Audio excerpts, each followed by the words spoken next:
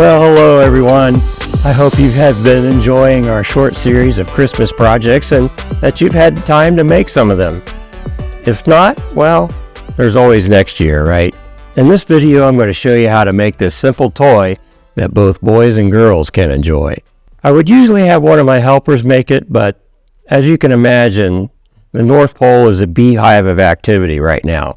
I, on the other hand, have a little free time before all my deliveries start on Christmas Eve as I finalize my naughty and nice list. Fortunately, most of you woodworkers are on the nice list, so let's get started. The first thing you want to do is download the pattern from our website. I'll leave a link to that file in the description. And once you have that, now it's just a matter of choosing the material you want to make your dinosaur out of. For me, I chose a 1/2 inch thick Baltic birch plywood. And I chose 1/2 inch thick because I thought it'd be kind of cool if it was thick enough that it could stand on its own when it was finished. Of course, you could make this of any thickness you want, from 1/8 inch to 1/4 inch to 3/4 inch, whatever you want.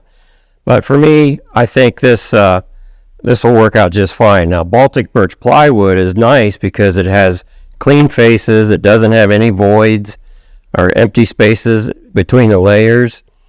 And this is usually available at hobby stores. The next thing to do is to cut your pattern out so that you can fasten it to your piece of wood.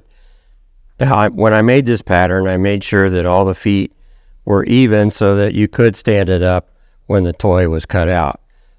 And in order to do this, I think the best way to attach this to my workpiece is to use some spray adhesive.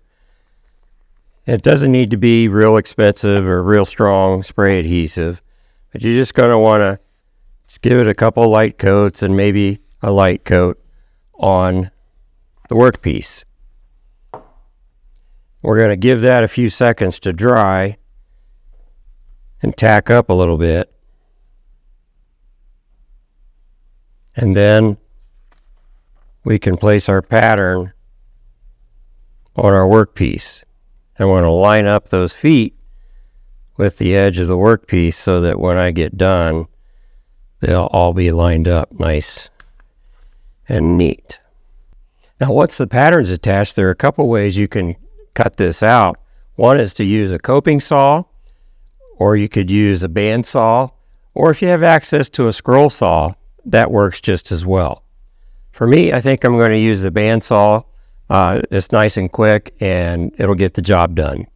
A simple coping saw like this is readily available at any hardware store. They're relatively inexpensive, and they make a great tool for cutting out curved patterns like this.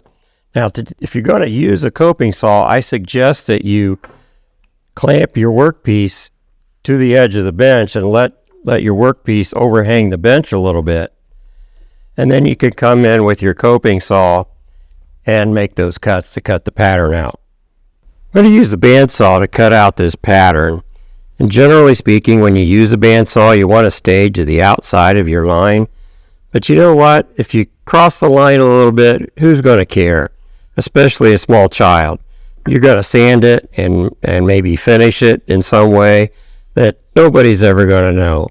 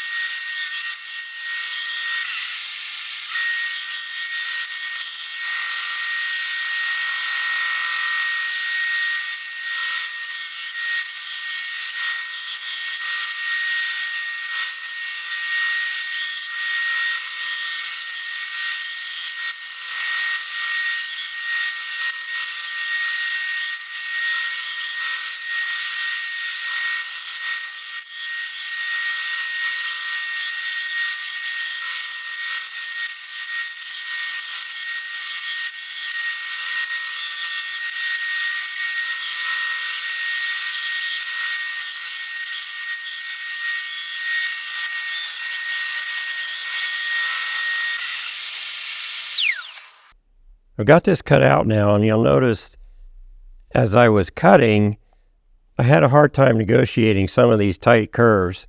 The reason for that is my bandsaw blade was too wide, and I should have changed it out beforehand. If I had a 1/4-inch blade or narrower, it would have done a better job at getting some of these tight curves. But given that you saw some of the tricks I used to make relief cuts into the inside of those curves so that I can negotiate them better with the wider blade. And as I'm looking at this, I realized I forgot to cut out the mouth there, so I'll have to go back and do that. So just a couple little tricks you want to keep in mind when you're using a bandsaw. So now that I have it cut out, I can remove my pattern and use some sandpaper to smooth out these edges a little bit and get ready for a finish. Your pattern should just peel off, just like that. Then you can use some sandpaper to remove any residue. I'm starting with 100 grit sandpaper, and I'll probably go up to 180 or so. And while you're sanding these edges, you can go ahead and knock off these corners, because if a child gets this and plays with it, you don't want any sharp edges. So go ahead and knock those down a little bit. So I'm just going to take a few moments and go around and sand all these edges, and then I can think about applying a finish. And another trick you can use is to form your sandpaper into a semicircle and get into these tight areas.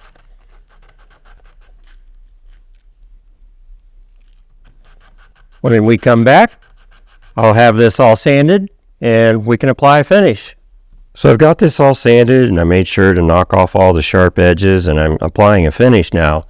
The question always comes up with finishes, especially if it's a child's toy or something used for food preparation. What finishes are safe? The truth is that most finishes, once they're cured, are perfectly safe for a child or for food preparation. However, if you're concerned about that, a finish that I use often is mineral oil and beeswax.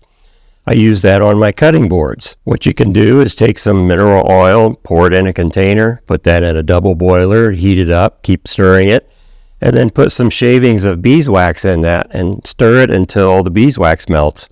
Then you can take that out of the double boiler, let it sit to cool, and it forms kind of a paste that you can use to apply to your cutting board, or in this case to a project. In this case, I'm using some Odie's oil. You can use any oil finish or a paste wax, whatever you like. This is just something I happen to have on the shelf. And this is real easy to apply. Just stir it up a little bit. Put some on a rag. Doesn't take much. Just rub that across the surface. Make sure you got everything coated. And to get into these little nooks and crannies here, I use an inexpensive brush and just apply some down in those cracks and crevices and make sure everything's got a nice coating of finish on it.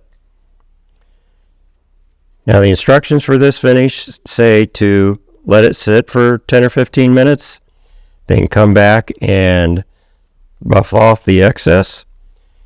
And I'd have the option at that point of applying another coat or just leaving it as is.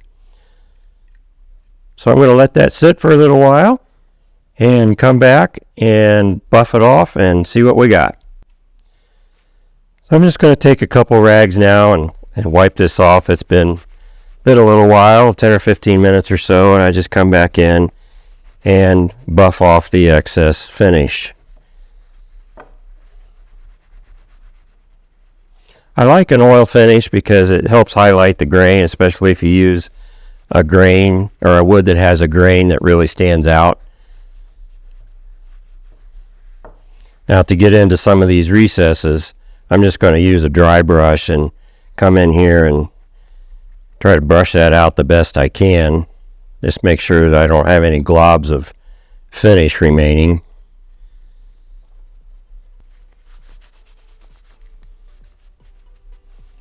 So it'll take a few hours for this to completely cure. It's best, at least for this particular finish, to let it sit overnight.